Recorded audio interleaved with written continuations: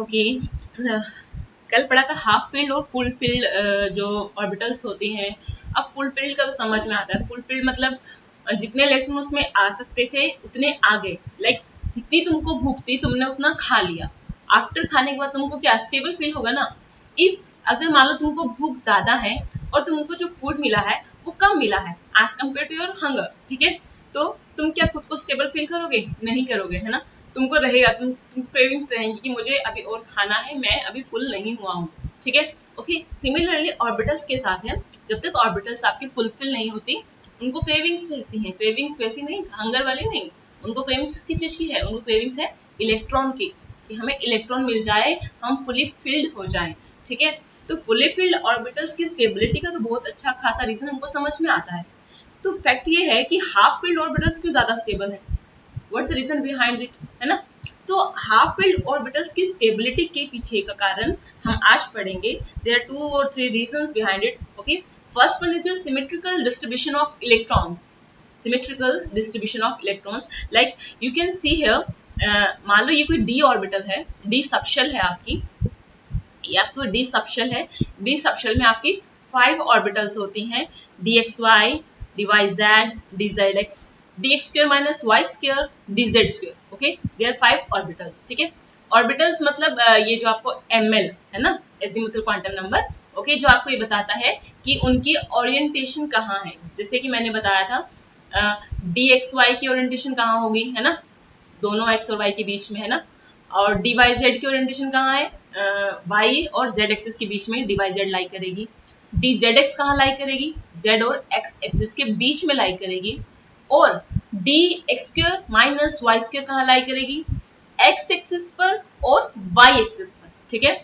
और D Z square कहाँ lie करेगी? जेड एक्सिस पर एंड उसके अराउंड एक आपको रिंग बनी हुई दिखेगी जहां पर इलेक्ट्रॉन मिल सकता है, ठीक है। Okay, clear. तो सिमेट्रिकल डिस्ट्रीब्यूशन से क्या मतलब है? देखो यहाँ पर अगर मैं बोलूँ कि मेरी डी ऑर्बिटल हाफ फील्ड है, डी में मैक्सिमम 10 होते हैं, हाफ फील्ड में कितने हुए? 5, ठीक है। तो 5 इलेक्ट्रॉन आ गए। अब आपको रूल भी पता है, हेंड्स रूल, है ना, कि जब तक आपकी सभी ऑर्बिटल सिंगली ऑक्यूपाइड नहीं होती तब तक आपने पेयरिंग नहीं करानी है। अब ये 5 जो इलेक्ट्रॉन भरे हैं ना आपने इन 5 ऑर्बिटल्स में, इनको फिल करने के कई तरीके थे, है ना। अगर आपको ये रूल ना पता होता तो आप क्या करते? 2 पहले में फिल कर देते, 2 इलेक्ट्रॉन अगली में फिल कर देते और 1 अगली में कर देते, है ना। बट वो रॉन्ग होता, क्योंकि हेंड्स रूल ने ये बोला है कि जब तक सारी ऑर्बिटल्स आपकी सिंगली ऑक्यूपाइड नहीं होती तब तक आप किसी भी ऑर्बिटल में 2 इलेक्ट्रॉन नहीं रख सकते हैं, पेयरिंग नहीं करा सकते हैं, मतलब आप 2 इलेक्ट्रॉन नहीं रख सकते। आपको पहले हर ऑर्बिटल को सिंगली ऑक्यूपाइड करना पड़ेगा। सिंगली ऑक्यूपाइड का मतलब है कि हर ऑर्बिटल में एक एक इलेक्ट्रॉन आपको बिठाना पड़ेगा, ठीक है। अब देखो यहाँ पे बैठ गए हैं 5 इलेक्ट्रॉन अलग अलग ऑर्बिटल में अपना बैठ गए हैं। तो ये सिमेट्री नजर आ रही है, हर ऑर्बिटल देखने में एक जैसी लग रही है ना, सबके पास एक इलेक्ट्रॉन है ना। अब इससे स्टेबिलिटी कैसे आएगी, है ना। स्टेबिलिटी कैसे? वैसे तो इस दुनिया में जो चीजें सिमेट्रिक होती हैं जनरली वो स्टेबल होती हैं, बट यहाँ पर कंसेप्ट क्या रहेगा वो हम बता देते हैं। देखो यहाँ पर हर ऑर्बिटल के पास एक एक इलेक्ट्रॉन है ना। सभी सेम लेवल पे दिख रही है ना, ये सारी ऑर्बिटल क्या एक ही लेवल पे दिख रही है, ऊपर नीचे तो कहीं लिखी नहीं हुई। मतलब इन सभी ऑर्बिटल की एनर्जी इक्वल है और क्योंकि सब में एक एक इलेक्ट्रॉन है तो मतलब इलेक्ट्रॉन भी सेम एनर्जी के हैं, ठीक है। अगर ऐसा होता कि किसी में 2 इलेक्ट्रॉन होते, किसी में 1 इलेक्ट्रॉन होता, तब ऑर्बिटल्स की एनर्जी चेंज हो जाती। बट यहाँ पर क्योंकि इलेक्ट्रॉन एक एक ही है सब में, इसलिए सभी ऑर्बिटल्स की एनर्जी क्या है? इक्वल है। और हम इन्हें और क्या कहते हैं? जो ऑर्बिटल्स जिनकी एनर्जी इक्वल होती है उन्हें हम डीजेनरेट ऑर्बिटल्स कहते हैं, क्लियर। ओके, और दूसरी बात ये है, पहली बात तो ये कि सभी ऑर्बिटल्स की एनर्जी इक्वल है। दूसरी बात ये है कि ये जो इलेक्ट्रॉन है, मैंने शील्डिंग इफेक्ट आपको बताया था, है ना। शील्डिंग इफेक्ट क्या होता है आपको पता है ना। अगर आपको याद हो कि आपको जो आउटर मोस्ट इलेक्ट्रॉन है उसको इनर इलेक्ट्रॉन क्या करते हैं? न्यूक्लियर चार्ज से, है ना, न्यूक्लियस के अट्रैक्शन से प्रोटेक्ट करते हैं कुछ एक्सटेंट तक, नॉट कंप्लीटली, कुछ एक्सटेंट तक उसे न्यूक्लियर चार्ज, जो न्यूक्लियस का अट्रैक्शन लगता है इलेक्ट्रॉन पर, उससे प्रोटेक्ट करते हैं। इसका मतलब कि जो इनर इलेक्ट्रॉन्स होते हैं उन्हें ज्यादा अट्रैक्शन फील होगा न्यूक्लियस से as compare to outer electrons, ठीक है। जो इलेक्ट्रॉन आउटर मोस्ट शेल में है उसके कंपैरेटिवली इनर शेल के इलेक्ट्रॉन्स को ज्यादा अट्रैक्शन फील होता है। अट्रैक्शन फील होने से मतलब है कि वो ज्यादा स्ट्रॉन्गली न्यूक्लियस के साथ बाउंड होंगे as compare to outermost electron. Outermost electron उतना अच्छे से बाउंड नहीं हो पाएगा क्योंकि वो उतना न्यूक्लियर चार्ज एक्सपीरियंस नहीं कर पाता। ठीक है, तो यहाँ पर एक चीज कहा है कि क्योंकि ये पांचों इलेक्ट्रॉन सेम एनर्जी के हैं, सिमेट्रिकली डिस्ट्रीब्यूटेड हैं, तो एक दूसरे को उतनी इनकी जो एक दूसरे को शील्डिंग करने की जो टेंडेंसी होती है वो बहुत कम है, वो बहुत कम है, क्योंकि सभी सेम एनर्जी पर है ना, सिमेट्रिकली बैठे हैं, वो एक दूसरे को ज्यादा कम शील्ड नहीं करेगा। ठीक है, इससे क्या होगा कि जब तक शील्डिंग कम रहेगी ना, जब तक शील्डिंग कम रहती है तब तक आपका इलेक्ट्रॉन का मतलब तब तक ये मतलब है कि आपका इलेक्ट्रॉन न्यूक्लियस से अच्छे से बाउंड है। और जब तक इलेक्ट्रॉन्स आपके न्यूक्लियस से बाउंड रहते हैं अच्छे से, तब तक उस सिस्टम को स्टेबल माना जाता है। जैसे ही न्यूक्लियस का होल्ड इलेक्ट्रॉन पर ढीला पड़ने लगता है, लूज होने लगता है, वैसे ही इलेक्ट्रॉन इधर उधर भागना शुरू कर देगा। जैसे कि लाइक योर पेरेंट्स, लगा लो आपके पेरेंट्स, आपका एक पेरेंट्स है आपकी न्यूक्लियस, न्यूक्लियस अज्यूम करो अपने पेरेंट्स को, एंड जो आपके सिबलिंग्स हैं और आप, वो सब इलेक्ट्रॉन है। ठीक है, जब तक पेरेंट्स हैं आपको कंट्रोल कर रहे हैं ना, तब तक आप ऑब्वियसली तुम एक स्टेबल रहते हो, तुम बाउंड रहोगे, तुम गलत एक्टिविटीज में इन्वॉल्व नहीं होगे, वो तुमको हमेशा अच्छा रास्ता बताएंगे, अच्छी चीजें करने को बोलेंगे, है ना। ओके, जैसे जैसे आप अपने पेरेंट्स से दूर जाओगे, है ना, अगर ऐसा होता है कि कोई अपने पेरेंट्स से दूर जा रहा है ना, तो क्या होगा कि ऑब्वियसली मैं यहाँ हूँ मान लो, और मेरे बच्चे मान लो कहीं और हैं, है ना, सपोज करो मेरे जो बच्चे हैं वो बहुत दूर बैठे हैं मुझसे, मैं यहाँ हूँ, तो क्या मेरा उन पर होल्ड उतने अच्छे से हो पाएगा जिससे मैं, अगर वो मेरे पास होते तो मैं उन्हें अच्छे से होल्ड कर पाती ना, उनको अच्छे से संभाल सकती। अगर वो बच्चे मुझसे दूर हैं तो मैं उन्हें अच्छे से नहीं संभाल पाती। जैसे आप लोग हो, यू आर माई चाइल्ड, है ना, मेरे बच्चे मेरे स्टूडेंट्स ही हैं और कोई मेरा बच्चा है नहीं। ठीक है, तो तुम अगर स्कूल में होते, कैंपस में होते, तो ऑब्वियसली मैं तुम्हारी इस लर्निंग को, इस सारी चीज़ों को मैं अच्छे से गवर्न करती, अच्छे से देखती, क्या लूप होल्स हैं, क्या कुछ है। अभी तुम मुझसे दूर बैठे हो, अपने घर में हो, मुझसे इंटरेक्शन कम है, तो अभी मुझे नहीं पता चलता कि कितने बच्चे वीडियो देख रहे हैं, कितने पढ़ रहे हैं एक्चुअल में, है ना, तो मेरा जो कंट्रोल है तुम पर वो लूज हो गया है ना, जैसे तुम मुझसे दूर गए, है ना। तो सिमिलरली न्यूक्लियस का है, जब तक इलेक्ट्रॉन न्यूक्लियस के पास है, इनर शेल्स में है, उससे कंट्रोल अच्छा है।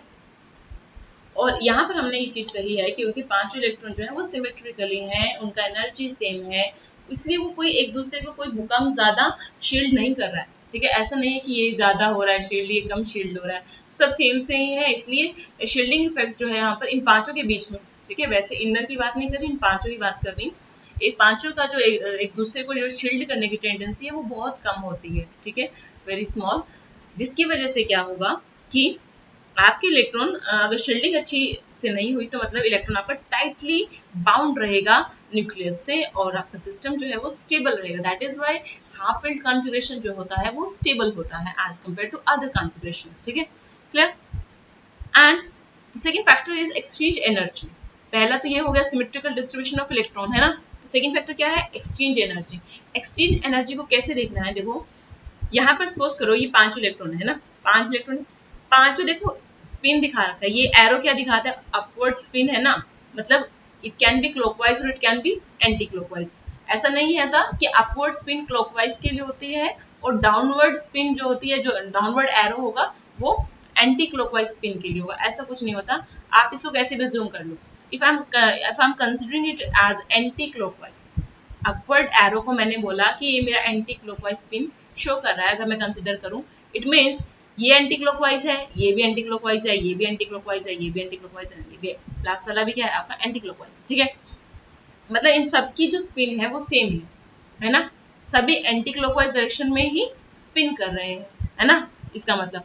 तो अगर डीजनरेट ऑर्बिटल में इलेक्ट्रॉन जो प्रेजेंट होते हैं जिनकी स्पिन सेम होती है, तो वो एक दूसरी ऑर्बिटल में एक्सचेंज कर सकते हैं।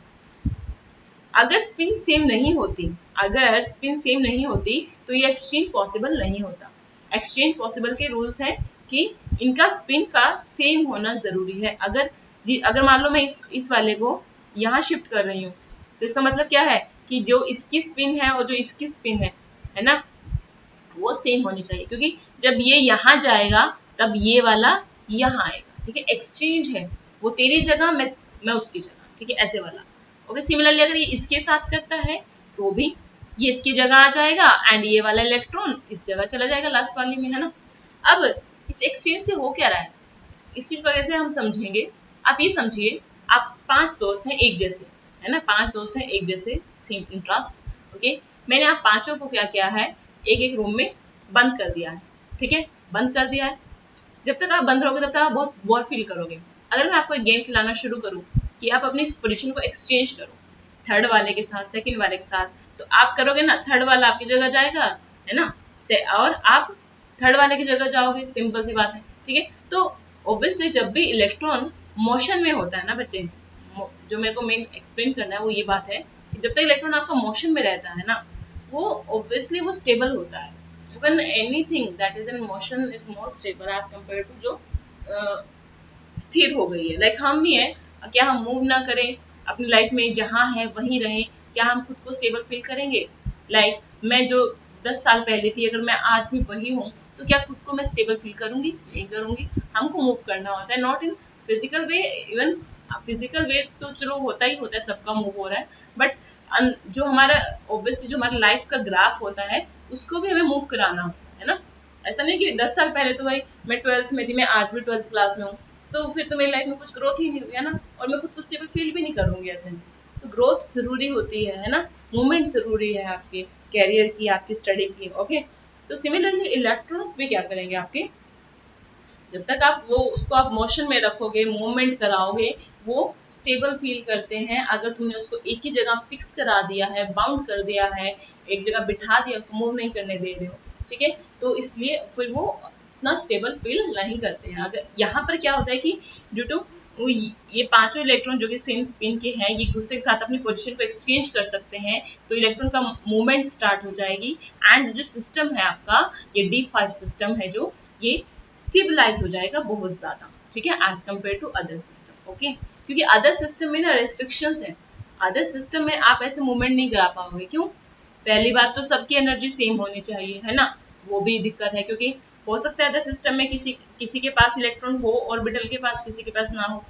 दूसरी बात, स्पिन का प्रॉब्लम है, D6 है, D7 है, आप बनाओगे तो D6 में जो होगा वो इलेक्ट्रॉन यहाँ पर अपोजिट स्पिन का आ जाएगा, ठीक है। तो मैक्सिमम एक्सचेंज जो होता है वो D5 में होता है। ऐसा नहीं है कि उनमें एक्सचेंज नहीं होता, उनमें एक्सचेंज होता है, बट कम एक्सचेंज तक होता है, इतना नहीं हो पाता जितना मैक्सिमम एक्सचेंज आपका D5 मतलब हाफ फील्ड कॉन्फ़िगरेशन में किसी भी ऑर्बिटल का, चाहे P ले लो, चाहे D ले लो, चाहे F ले लो, कोई सी भी ले लो आप, हाफ फील्ड कॉन्फ़िगरेशन में मैक्सिमम एक्सचेंज पॉसिबल होता है। ओके, ठीक है, as compare to other configuration, इसलिए exchange energy is also a playing factor in this stability. उसके बाद हम extra stability of half field orbitals को कहते हैं हम कुछ सिंपली आप बोल सकते हो कि एक तो रिलेटिवली स्मॉल शील्डिंग की वजह से, है ना, वो स्मॉल शील्डिंग हमें देखा सिमेट्रिकल डिस्ट्रीब्यूशन की वजह से, है ना, सेम एनर्जी लेवल पे थी तो एक दूसरे को ज्यादा शील्ड नहीं कर रहा है।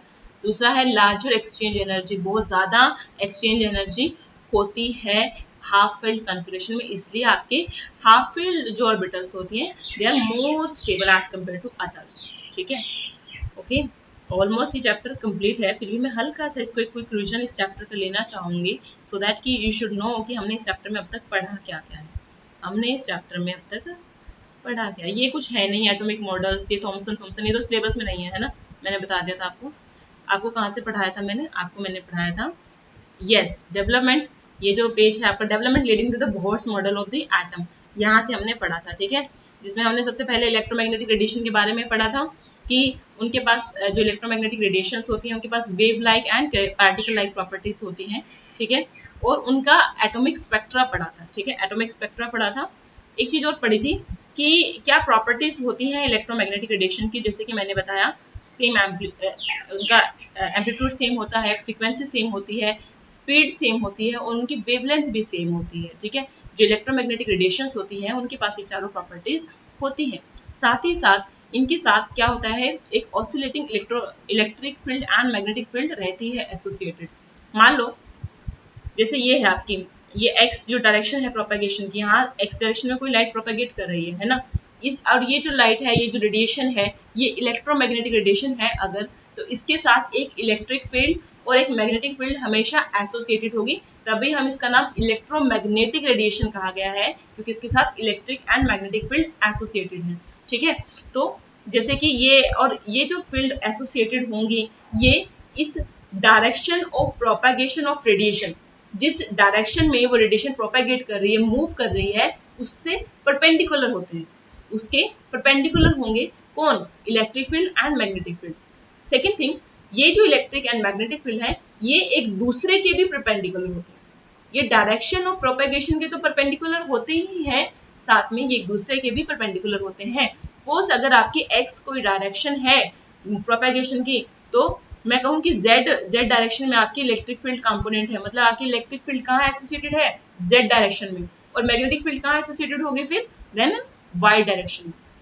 ठीक है, तो आप देखो कि x के जो परपेंडिकुलर z भी होता है और y भी होता है, दोनों परपेंडिकुलर है ना, वो भी रूल फॉलो हो गया। सेकंड, z एंड y एक दूसरे के भी तो परपेंडिकुलर है। ठीक है, तो ये दोनों बातें आपने ध्यान रखनी है। उसके बाद हमने बेसिक टर्म्स करी थी। हाँ, ये हमने स्पेक्ट्रा किया था अपना, कि सबसे ज्यादा आपकी जो फ्रीक्वेंसी होती है वो आपकी गामा रेस की है, और जो आपकी सबसे कम होगी वो वो रेडियो वेव्स की होती है। रेडियो वेव्स की वेवलेंथ सबसे ज्यादा होती है 10⁸ एंड गामा रेस की वेवलेंथ सबसे कम होती है। ठीक है, ये चीज आपको थोड़े से ध्यान रखनी है। उसके बाद हमने बताया था यूवी एंड आईआर के बीच में एक विजिबल रीजन लाइट करता है, और विजिबल रीजन वही है जो कलर्स, जो विजिबल रीजन वही लाइट है जिसको जो हम देख सकते हैं, जो हम विजिबल इसलिए बोला है क्योंकि उसको हम देख सकते हैं। बाकी लाइट और भी तरह की, जैसे ये Y X, gamma X, UV, IR, microwave, FM, AM, radio waves जो हैं सारी। ओके, और इसमें आपको याद रखना है वेवलेंथ, अगर आप नैनोमीटर से याद रखते हो तो ये जो विजिबल रीजन है ये 400 नैनोमीटर से 750 नैनोमीटर तक वैरी करता है। ठीक है, उसके बाद वेव नंबर पढ़ा था। वेव नंबर क्या होता है, 1/लैम्डा, और इसको कैसे रिप्रेजेंट करते हैं, इसको रिप्रेजेंट करते हैं न्यू बार से। Nu bar equal to lambda. तो जो लैम्डा की यूनिट होती है, मान लो लैम्डा इज नैनोमीटर, लैम्डा किस में है, lambda is wavelength. Okay, wavelength अगर नैनोमीटर में है तो वेव नंबर क्या हो जाएगा, नैनोमीटर इनवर्स हो जाएगा। ठीक है, क्योंकि 1/लैम्डा है।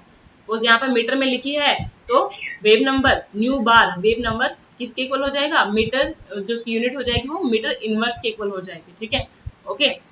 उसके बाद हमने पार्टिकल नेचर पढ़ा, किसका, इलेक्ट्रोमैग्नेटिक रेडिएशन का। वेव नेचर तो पता ही है, जो हमने स्पेक्ट्रा पढ़ा वो वेव नेचर को एक्सप्लेन करता है।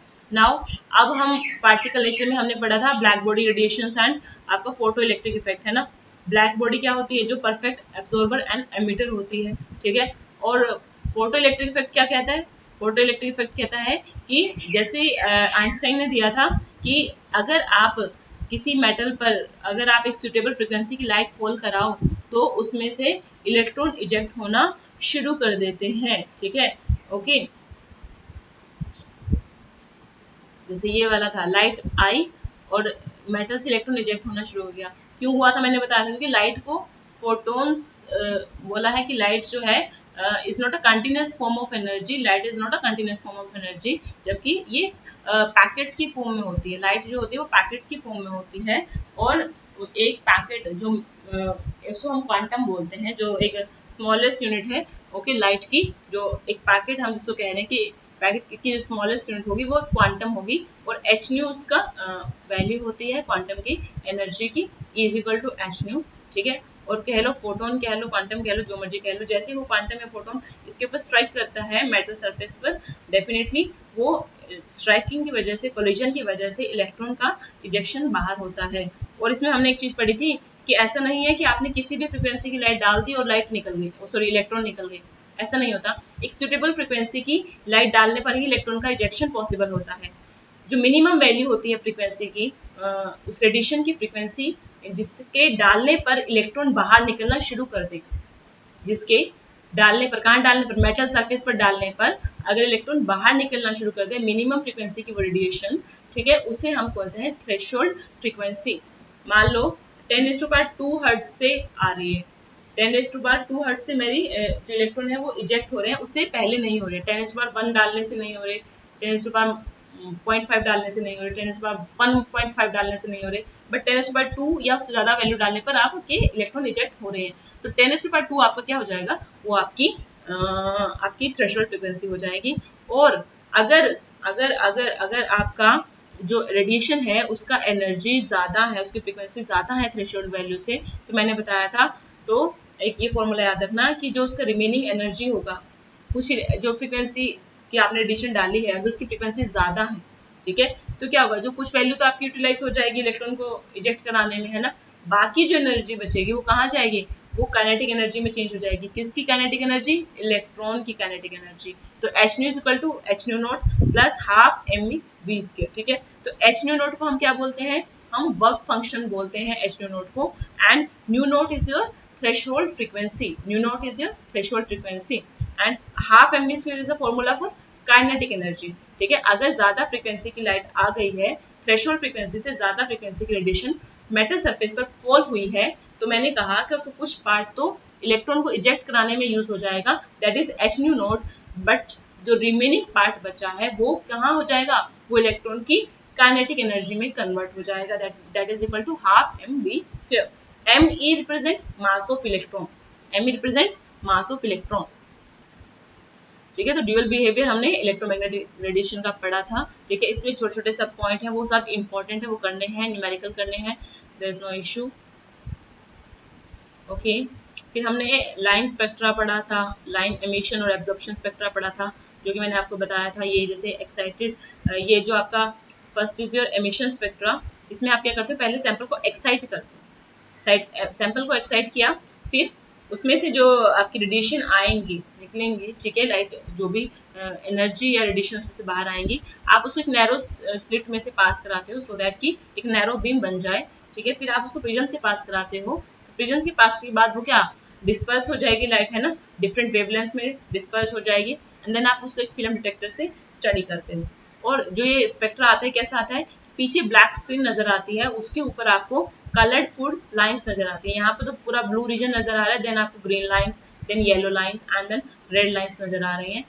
और एब्जॉर्प्शन में क्या होता है, एब्जॉर्प्शन में उल्टा है, आपने क्या किया, एक आपने व्हाइट लाइट सोर्स आपने एक सैंपल पर डाला, उसने कुछ लाइट एब्जॉर्ब करी, ठीक है, कुछ एब्जॉर्ब कर ली, जो बच गई है, जो उसने बोलते हैं ना, क्या बोलते हैं उसको,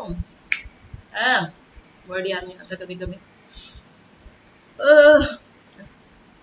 ट्रांसमिट, ओके, जो उसने ट्रांसमिट करी है लाइट, उसको आपने फर्दर एक नैरो स्लिट से पास कराया, देन उसको फिर प्रिज्म से पास करा के डिस्पर्स किया डिफरेंट वेवलेंथ्स में, देन यहाँ पर फिल्म और डिटेक्टर आपने उसे स्टडी किया। तो यहाँ पर आप क्या देख रहे हो, यहाँ पर क्या दिख रहा है कि पीछे कलरफुल बैकग्राउंड है, कलरफुल बैकग्राउंड है, उसके ऊपर आपकी ब्लैक लाइंस नजर आ रही है, जैसे यहाँ पे तो पूरा ब्लैक रीजन नजर आ रहा है, जैसे यहाँ पे पूरा कलर्ड रीजन नजर आ रहा था, यहाँ पर पूरा ब्लैक रीजन नजर आ रहा है। सिमिलरली जहाँ जैसे यहाँ पर कलर्ड लाइंस नजर आ रही थी, यहाँ पर वैसे ब्लैक कलर्ड, यहाँ पर कलरफुल लाइन नजर आ रही थी, यहाँ पर ब्लैक कलर्ड लाइंस नजर आ रही हैं। तो आप ये देख पा रहे हो कि एमिशन एंड एब्जॉर्प्शन स्पेक्ट्रा एक दूसरे का बिल्कुल रिवर्स है। कहने का मतलब है एमिशन में क्या है, एमिशन में वो चीजें दिखाएगा आपको जो उसने एमिट की है ना, जो उसने एमिट की है। एब्जॉर्प्शन में क्या होगा, एब्जॉर्प्शन में देखो, एब्जॉर्प्शन में आप उसका ही देखोगे कि उसने जो एमिट किया है वो ही वो क्या करेगा, एब्जॉर्ब किया है ना,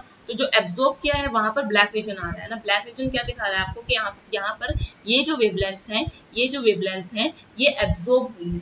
एमिट को देखो बच्चे, एमिट क्या होगा, जो एब्जॉर्ब होगा वही तो एमिट होगा, है ना, ठीक है। ये एमिशन वही है, अगर मैं कुछ अपने में से कुछ अभी आपको बढ़ा रही हूँ, एमिट कर रही हूँ, है ना, मैं एमिशन है मेरा, ये मैंने एमिशन कैसे किया, कभी मैंने लाइफ में एब्जॉर्प्शन किया था इन चीजों का, तभी मैं आज एमिशन कर पा रही हूँ।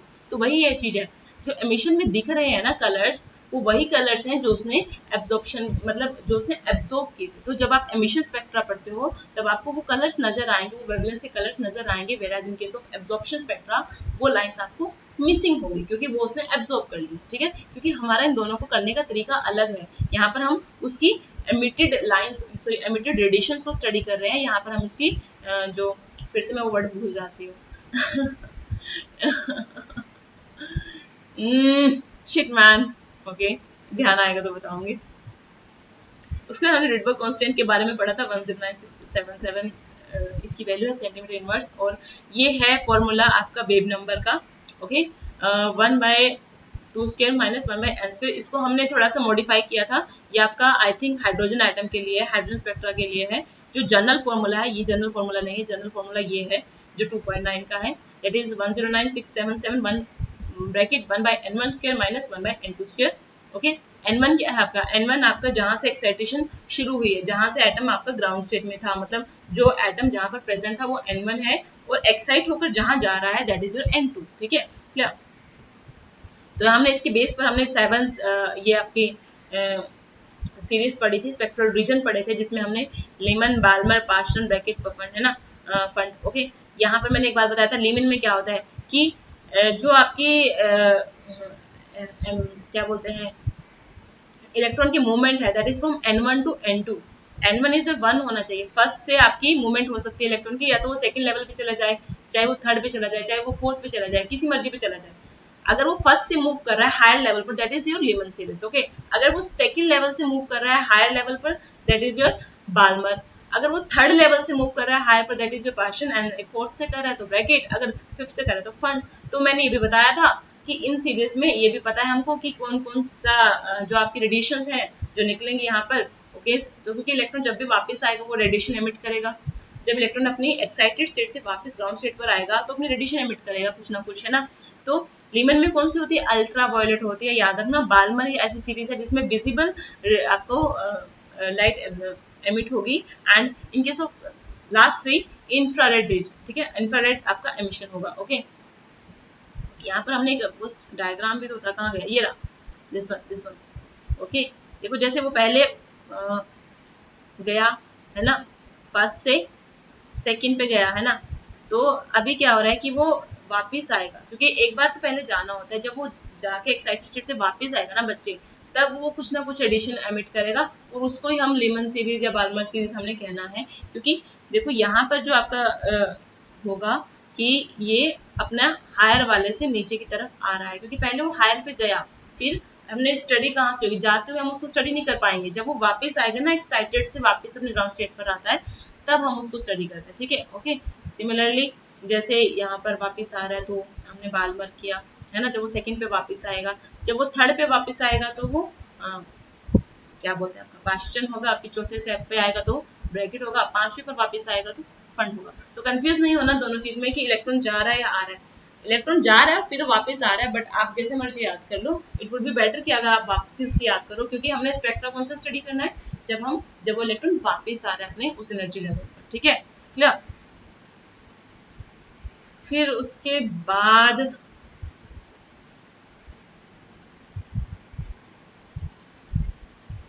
ये भी हमने कर लिया था, और इसमें कुछ मुझे दिख नहीं रहा है। क्वांटम नंबर पढ़े थे बच्चे, है ना, प्रिंसिपल क्वांटम नंबर n, है ना, और ये भी बताया था हाइड्रोजन बोहर ने रेडियस बताई थी, है ना, किसी भी शेल की, n शेल की क्या हो सकती है, n स्क्वायर a नोट हो सकती है। ठीक है, a नोट की वैल्यू फिक्स है 52.9 पिकोमीटर। ठीक है, ओके। बोहर मॉडल इंपॉर्टेंट है। एनर्जी वैसे बताई थी -RH 1/n²। RH का वैल्यू बताया था मैंने 2.18 10⁻⁻18 जूल RH का वैल्यू होता है। ये भी रिडबर्ग कांस्टेंट है, वो रिडबर्ग कांस्टेंट जो ऊपर वाला है 109677, और ये जो रिडबर्ग कांस्टेंट है, although they are same but they are quite different in terms of units. ठीक है, आप उसकी यूनिट चेक करना, उसकी यूनिट है सेंटीमीटर इनवर्स, वो सेंटीमीटर इनवर्स में है, ये जूल में है। वैल्यू तो वही, मतलब उसका है 109 समथिंग 677 ऐसा कुछ है वैल्यू, जो हमने वेव नंबर वाले में किया था, क्योंकि वहां पे यूनिट उसकी सेंटीमीटर इनवर्स है तो वैल्यू डिफरेंट है, यहाँ पर यूनिट उसकी जूल है तो वैल्यू डिफरेंट है। ठीक है, ओके, बात वही है, रिडबर्ग कांस्टेंट ही है, बट दोनों में डिफरेंट वैल्यू यूज करनी है, क्योंकि दोनों में डिफरेंट यूनिट्स हम यूज कर रहे हैं। ओके, तो ये आपको सिंपल से फॉर्मूले हैं, ये तो आपको आने चाहिए। ये आपको मल्टी इलेक्ट्रॉन सिस्टम के लिए, वो ऊपर वाला जो फॉर्मूला था वो हाइड्रोजन लाइक स्पीशीज के लिए था, ये मल्टी इलेक्ट्रॉन सिस्टम के लिए, जहां पर आपको Z का वैल्यू भी रखना है। ओके,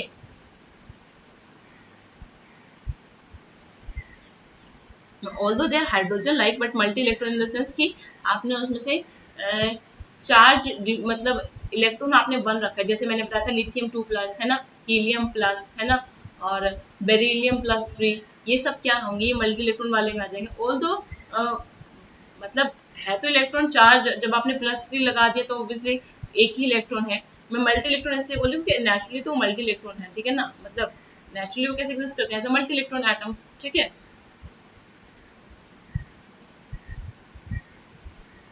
फिर मैंने स्टार्क और जीवन इफेक्ट बताए थे, splitting of spectral lines in the presence of electric and magnetic field, ठीक है। फिर अब जब मैग्नेटिक फील्ड की प्रेजेंस में लाइंस आपकी स्प्लिट होती हैं तो उसे जीवन इफेक्ट कहते हैं, जब इलेक्ट्रिक फील्ड की प्रेजेंस में स्प्लिट होगी तो उसे स्टार्क इफेक्ट कहा जाता है। ड्यूल बिहेवियर ऑफ मैटर भी आपने पढ़ा है, ठीक है। डी ब्रोगली का कंसेप्ट याद रखना, हाइसेनबर्ग का अनसर्टेनिटी प्रिंसिपल याद रखना कि हमारे लिए इम्पॉसिबल है कि हम किसी भी इलेक्ट्रॉन की पोजीशन और उसका एग्जैक्ट मोमेंटम एक साथ डिटरमाइन कर पाए, ये हो नहीं सकता, ठीक है। आज के लिए आई थिंक बहुत कुछ है, हो गया है, तो आप बाकी रिवाइज कर लेना इस चैप्टर को। कल से हम अपना नया चैप्टर स्टार्ट करेंगे। Thank you so much.